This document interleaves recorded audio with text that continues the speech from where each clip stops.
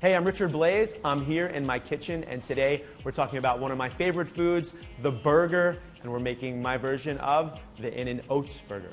First things first, we need a great bun. So we're gonna start with brioche, which is just a fancy way of saying bread that has a lot of butter in it. We toast the bread, and that's the browning of the protein, and what makes us actually like walk by a grill or walk by a toaster and be like, wow, that smells delicious. So we have our toasted brioche bun, and then we're gonna start with, of course, the grind, which is very important. If you can grind your own meat, I suggest that you do it.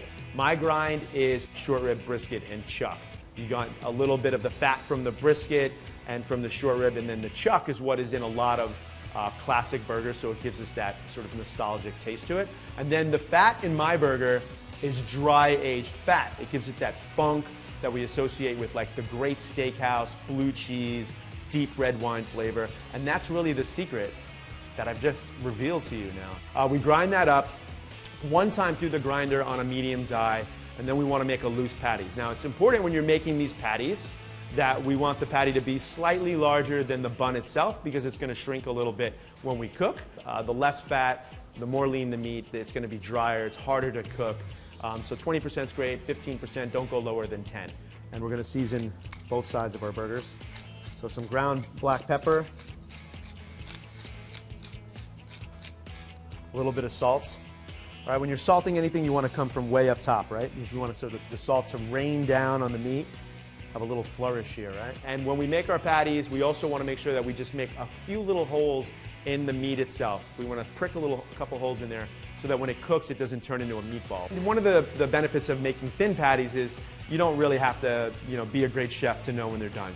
A couple of minutes on each side until it's nice and brown and seared, and that's it. This is one of the techniques that's happening in every great restaurant, but you can do it at home, whether you're cooking a steak or a piece of fish. And really, we're not going to eat all of this butter if you're worried, wow, that's way too much butter. The butter is just getting a little bit of that brown butter flavor into the meat. The garlic's just perfuming the butter. The thyme, we're not going to eat that, it's just perfuming the butter. All right, and we're ready to pull these off and let these rest. Then we get into condiments. Condiments are one of my favorite things.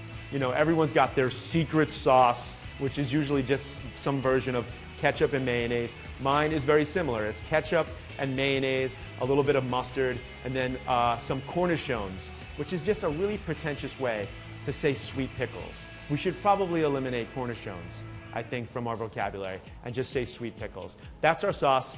And then very simply, some onions, some raw onions that we've just marinated, and some mustard and chicken stock. And then we have our brioche bun, we have our special sauce, our onions, and our burger. And that's my In-N-Out burger. Thanks for hanging out in my kitchen, and for more delicious recipes, you can go to foxnewsmagazine.com.